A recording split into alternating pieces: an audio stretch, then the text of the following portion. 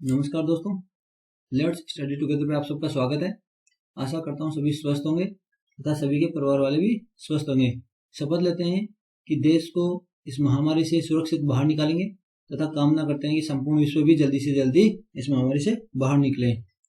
तो आज 11 जून 2020 की न्यूज डिस्कशन करेंगे हम, जो कि the Hindu Press Information Bureau and news on AIR से ली गई है। तो आज की न्यूज स्टार्ट करने से पहले हम सबसे पहले मोटिवेशनल कोट देख लेते हैं। सबसे पहले हम देखते हैं, आज एक शेर के जीवन की कहानी है कि I have been fighting since I was a child, I am not survivor, I am a warrior. कहा जाता है कि नजरिए का अंतर होता है। हम किस विपदा को किस तरीके से देखें। कभी कोई किसी को चुनौती के रूप में देखता है और उसी विपदा को कोई अवसर के रूप में देखता है। कहा जाता है ना कि जब कोई पत्थर फेंकता है तो कभी हम चुनौती मान लेते हैं, और अच्छा आदमी जो मौका देखने वाला है, उसे देखने वाला है, उसको अवसर के रूप में ले लेता है, तब फेंके हुए पत्थरों से घर का निर्माण कर लेता है। तो यही है कि जब शेर जब बचपन में होता है तो आधे तो ऐसे ही मर जाते हैं तथा कुछ होते हैं उनको दूसरे ग्रुप के शेर मार देते हैं। तो शेर की जिंदगी शुरू से ही एक बहुत बड़ी फाइट होती है। तो शेर बोलता है कि मैं जब बचपन में छोटा था तभी से लड़ाइयाँ लड़ते आ रहा हूँ, लेकिन मैं एक सर्वाइवर नहीं हूँ, मैं बच के नहीं आया हूँ, आई एम ए वॉरियर, मैं एक योद्धा हूँ। मैंने जिंदगी से ये लड़ाई लड़ी है और आज मैं एक जंगल का राजा हूँ। तो हम सबको भी एक शेर की तरह सोचना चाहिए, क्योंकि आप जंगल के राजा हैं। तो जब आप बात शेर की शुरू की है तो सबसे पहले न्यूज की शेर की ही देखते हैं। तो चलो आज डिस्कस करते हैं न्यूज की। एक अच्छी खबर है कि नंबर ऑफ एशियाटिक लॉइन अभी क्या इंक्रीज हो गए, 674 हो गए, जो कि 5 साल पहले 523 थे और जो अभी इंक्रीज हो गया 28.87%। लेकिन थोड़ी सी बुरी खबर है कि जो रुद्र एंड सिद्धार्थ जो शेर थे नाहरगढ़ बायोलॉजिकल पार्क में, वो 2 दिन में खत्म हो चुके हैं। सिद्धार्थ को जो कि एक्सचेंज प्रोग्राम के तहत कहाँ से लेके आए गए थे, जूनागढ़ से हम लेके आए थे, और इनकी दोनों की मौत का कारण था infection in kidney and liver. जो ऊपर जो एशियाटिक लॉयन के जो इंक्रीज होने की जो खबर थी, उस पर नरेंद्र मोदी जी का भी ये ट्वीट था। तो आप याद रख लेना कि जब बायोडाइवर्सिटी के बारे में पूछा जा सकता है तथा जो एनवायरमेंटल हो गए एनिमल्स के जो वाइल्ड लाइफ के बारे में हमसे पूछा जाए ना, तो हम इसको एक पॉजिटिव पर्सपेक्टिव में हम लिख सकते हैं एग्जाम के अंदर। नेक्स्ट न्यूज देखते हैं। यह है यूएस स्टेट डिपार्टमेंट। असली यूएस स्टेट डिपार्टमेंट ने अभी क्या इंटरनेशनल रिलीजियस फ्रीडम रिपोर्ट जारी की है। अब इसका हमारे से क्या कंसर्न है कि इसने क्या है इंडिया के ऊपर रिपोर्ट लिखी है कि इंडिया के जो डेवलपमेंट हुए थे 2019 में। अब क्या था उनमें जो हमने जम्मू एंड कश्मीर का स्टेटस चेंज किया था स्टेट से यूटीज में। सेकंड था सिटीजनशिप अमेंडमेंट बिल तथा नेशनल रजिस्टर ऑफ सिटीजन्स। तो इसी में किसी न किसी तरह से मुस्लिम समुदाय जुड़ा हुआ है। तो इसने ये रिलीजियस जो फ्रीडम होती है उसके अंदर इसको कोट किया है।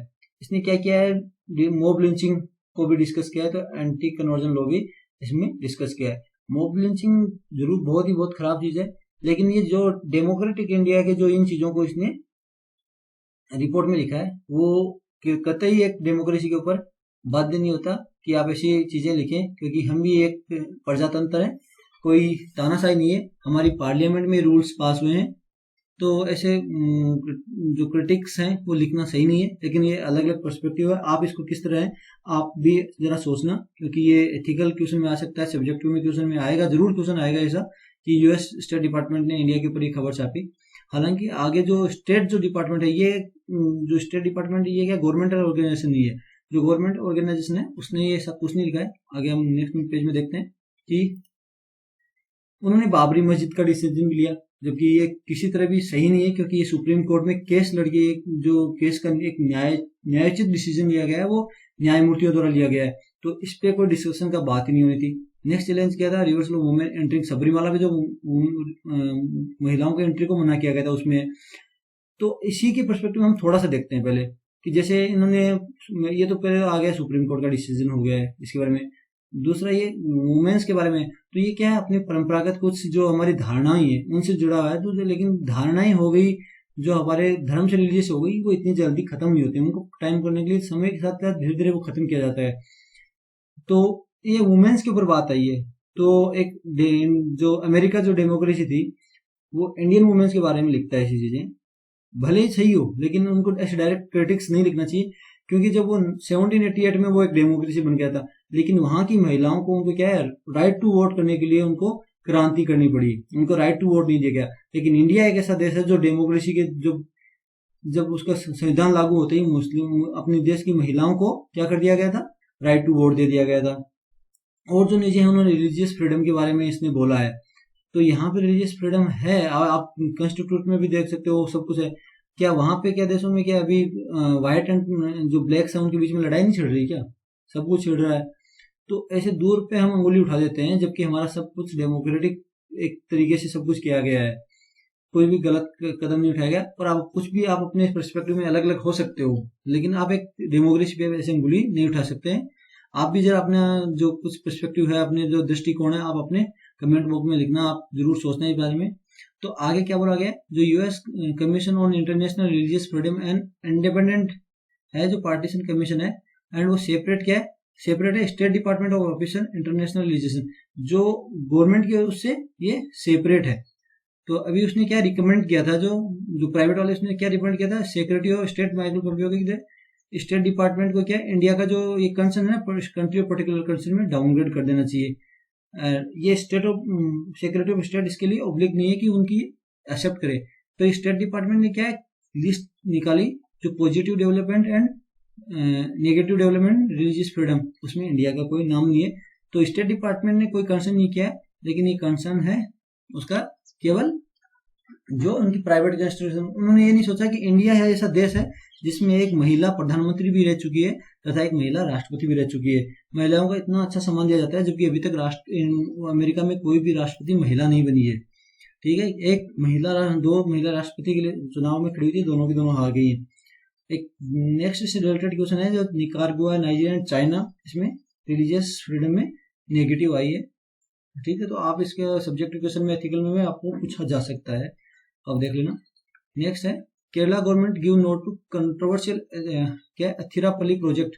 जो कंट्रोवर्शियल अथिरापल्ली प्रोजेक्ट था उसको मतलब सही में नोट है, हाँ सर, हाँ हिला दिया है कि आप इसको बढ़िए। अब ये प्रपोज क्या था, इसमें 163 मेगावाट इलेक्ट्रिसिटी जनरेट थी, मतलब डैम बनने थे दो, तो उसके लिए हाँ कर दी गई है। इस डिसीजन को farmer environment minister Jairam Ramesh ने भी क्रिटिसाइज किया है। तथा ये भी बता दूं, जो केरला स्टेट इलेक्ट्रिसिटी बोर्ड के 3 बार जो एग्जीक्यूटिव चेयरमैन रहे, उन्होंने भी इस प्रोजेक्ट को गलत बताया है। तो ये जो प्रोजेक्ट है वो चेलाकुडी रिवर बेसिन त्रिशूर डिस्ट्रिक्ट में बनना था, जो कि 168 हेक्टेयर बायोडाइवर्सिटी ऑफ वेस्टर्न घाट को डुबा लेता। जो इसमें क्या है, जो एवरग्रीन ट्रॉपिकल फॉरेस्ट है वो नष्ट हो जाते। और जब ये वेस्टर्न घाट की बात आई है और ये जो वहां पे डेवलपमेंट की बात आई है, तो दो ऐसी कमेटी हैं वो जरूर न्यूज में निकल के आती है, एक गदगिल कमेटी तथा कस्तूरी रंगन कमेटी। तो आप जाकर सर्च जरूर मारना, गदगिल कमेटी तथा कस्तूरी रंगन कमेटी, दोनों के मतलब क्या उनका जो आगे का रिकमेंडेशन थी, दोनों के बीच में विभिन्नताएं समानताएं, वो भी जरूर आप पक्का देखना, ये बहुत इंपॉर्टेंट है। तो वेस्टर्न घाट की बात आते ही दोनों कमेटियां ऊपर अपने आप निकल के आ जाती हैं। अब इसमें कंसर्न क्या है, रेयर बर्ड्स हो गए, जो बहुत ही खत्म होने वाले बर्ड्स हो गए, एनिमल्स और प्लांट स्पीशीज है, वहां पे ट्राइब्स भी बहुत रहती हैं, तो उनके लिए ये एक एरिया ऑफ कंसर्न बन जाता है। तो ये बहुत इंपॉर्टेंट एक जो डिस्कशन है। आप सबसे इंपॉर्टेंट ये है कि आप Gadgil committee and Kasturirangan committee को जाके देखिएगा। ये है जो चालकुडी रिवर है, मैं आपको मैप पे दिखा देता हूँ। ये है जो चालकुडी रिवर है, मैं थोड़ा सा इसको जूम आउट कर रहा हूँ, ये देख लीजिए, ये सोलिवर रिजर्व फॉरेस्ट है, यहाँ से निकलती है। परम्बिकम टाइगर रिजर्व प्राइवेट टूरिज्म है, यहाँ से नदी निकलती है, आप त्रिशूर डिस्ट्रिक्ट के अंदर ये पड़ती है। तो आप याद रख लेना। नेक्स्ट न्यूज है, world accreditation day 2020 observe quality council of India, जो 9 जून को। क्या एक्रेडिशन, क्या मान्यता प्राप्त किया है। कभी कभी हम देखते हैं ना, किसी चीज भी लाते हैं ISI का मार्का हो गया, तो वो हो गया उसका मान्यता प्राप्त। इसकी थीम क्या थी, एक्रेडिशन इम्प्रूविंग फूड सेफ्टी, जो फूड सेफ्टी के लिए एक्रेडिशन है। थीम किसके द्वारा डिसाइड की गई, international laboratory accreditation corporation and international accreditation forum के द्वारा। तो इन दोनों के द्वारा थीम डिसाइड की गई, ज्यादा नहीं पूछा जाएगा, बस देख लीजिए थीम किसके द्वारा डिसाइड की गई थी, थीम क्या थी, तथा ये किसके द्वारा ऑर्गेनाइज की गई, national accreditation board for testing and calibration laboratories and national accreditation board for calibration council of India. जो ये council quality council of India के दोनों पार्ट है। अभी बताया था कि मान्यता, तो accreditation place an essential role in quality, अगर इसकी स्टैंप लग जाती है तो पता चल जाएगा कि ये क्वालिटीफुल प्रोडक्ट है। क्वालिटी काउंसिल ऑफ इंडिया जो कि 1997 में फॉर्म की गई थी अंडर सोसाइटीज रजिस्ट्रेशन एक्ट 1997 के द्वारा, जो कि एक इंडिपेंडेंट बॉडी है, याद रखना, ऑटोनोमस बॉडी है, जो कि केवल अटैच है ministry of commerce and industry के द्वारा, हेडक्वार्टर न्यू दिल्ली में। नेक्स्ट न्यूज देखते हैं। 18th batch of central administration tribunal जो कि यूनियन टेरिटरी JNK में इनॉग्रेट की गई है। बेंच क्या डील करेगी? Service matters of employees of the government provides fast redressal and issues and grievances, उनकी शिकायतों को जल्दी से जल्दी ये रिड्रेस करेगी, मतलब जल्दी से जल्दी उनको खत्म करेगी जो उनकी भी शिकायतें हैं। ये क्या है कि जो कोर्ट्स, अलग कोर्ट है, उनका जो बर्डन है वो कम कर देगा, जो अभी जो ट्रिब्यूनल बना है। अभी CAT क्या है, अब इसके बारे में जानना चाहिए। किस आर्टिकल था? आर्टिकल 323A के कॉन्स्टिट्यूशन के द्वारा ये स्टैब्लिश की गई है। अब जैसे ही ये आर्टिकल आता है तो आपको न्यूज में आना चाहिए ये क्या है, UPSC से संबंधित है। तो क्या, constitution for the resolution of complaints and dispute relating to recruitment and condition of service and person appointed to the public service and union and other authorities under government. क्या कि वहां पे इतने दिन तक क्या सरकार क्या है, गवर्नमेंट स्टेट का राज्य चल रहा था, तो ये चीजें वहां पे नहीं हो रही थी। लेकिन अभी जैसे JNK को UT बनाया गया है तो उसके अंदर CAT एस्टेब्लिश कर दी गई है, जो कि अभी होगी 18 बेंच होगी CAT की तथा 21 सर्किट बेंचेज होगी है। तो आप ये याद रख लेना कि कहाँ एस्टेब्लिश की गई है, क्या क्या मैटर डील करती है, कौन से आर्टिकल के तहत इसको बनाया गया है। नेक्स्ट न्यूज क्या है, इंपोर्टेंस वहीं पे जाता है। India held its first business to business virtual trade. तो आ गया जो फर्स्ट है, तो फर्स्ट है मतलब इंपोर्टेंट है कि पहला हुआ है ऐसा। तो इसको किसने क्या है, export promotion council of handicraft, जो हैंडीक्राफ्ट जो हाथों से बनाई गई चीजें जो यूटिलाइज। अब इसने क्या किया है, export promotion council of handicraft ने, इसके पास डाटा रहता है जो बाहर विदेशों से ओवरसीज के बायर्स होते हैं, जो हमारे इंडिया से सामान खरीदते हैं उनका, तथा जो हमारे डोमेस्टिक जो बेचने वाले हैं उनका डाटा रहता है। तो उनको डाटा को उन्होंने वर्चुअल प्लेटफॉर्म पे डाला है। तो ये पहले क्या है, जो फिजिकल स्टोर लगते थे उनको 10 साल में एक बार लगते थे। तो ये जो फेयर है, अभी क्या है, इसने क्या अपॉर्चुनिटी की है, 153 करोड़ का इसने बिजनेस किया है जो वर्चुअली में, जो कि फिजिकली में 300 से 350 करोड़ का होता था। लेकिन अभी जो कोविड-19 के चलते ये फिजिकली स्टोर पॉसिबल नहीं था, तो इन्होंने वर्चुअली कराया तथा ऑनलाइन ऑर्डर हुए।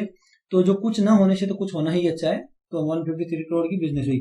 अब इसमें क्या गया, जो पहले क्या सेलर्स को क्या 1.5 से 2 लाख फिजिकल स्टोर लगाने के लिए रुपए देने पड़ते थे, अभी वर्चुअली में इनको केवल 10,000 ही रुपए देने पड़े।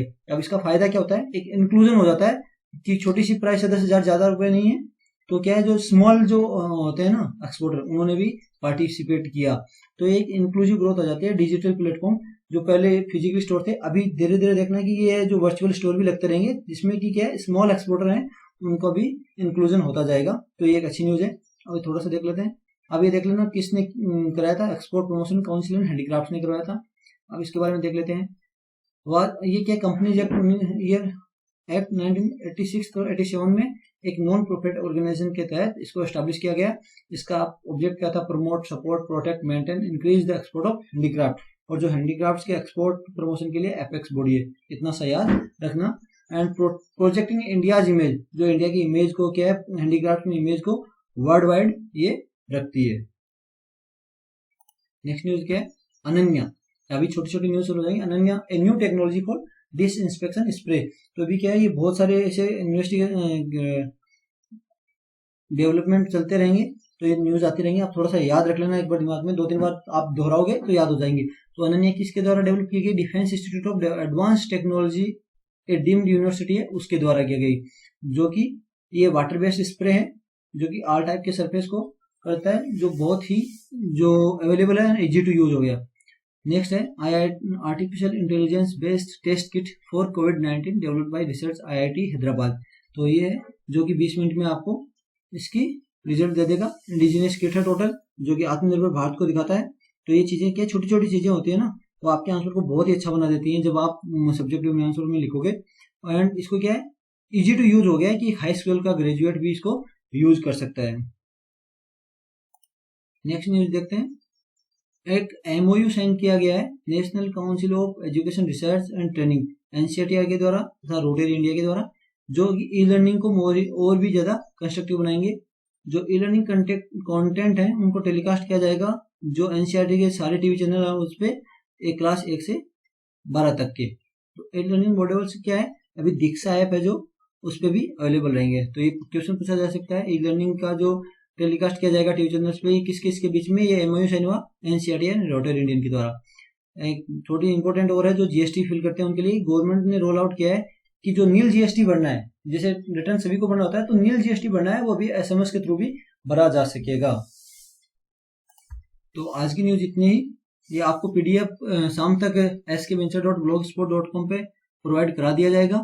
अगर आपको वीडियो अच्छा लगा तो प्लीज लाइक करना मत भूलिएगा, एंड अगर अच्छा लगा हो तो शेयर एंड सब्सक्राइब भी करें। Thank you very much.